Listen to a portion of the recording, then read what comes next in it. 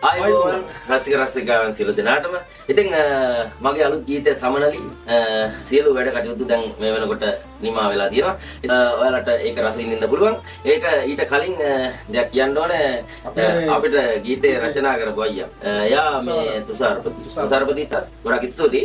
ඒ වගේම සංගීතය සපයපු සංගීත නිර්මාණය කරපු ඒ අපේ දුමින්ද මල්ලිටත් ගොඩක් ස්තුතියි. ඒ වගේම තව දෙයක් තියෙනවා කියන්න. මොකද්ද මේකේ තිර රචන රචනය නිර්මාණය කරා වගේම තමයි ගැරිත් මල්ලි නිර්මාතෘ. ගැරිත් මල්ලි කියන චරිතය නිර්මාණය කරපු. ඒ තමයි අපේ අමිත් සුරංග මල්ලි. වඩාත් ගොඩක් ස්තුතියි. ඒ වගේම මේ ගීතය ගැන තව දෙයක් මට කියන්න ඕන. මේ ගීතේ රූප රචනය කරේ මමනේ.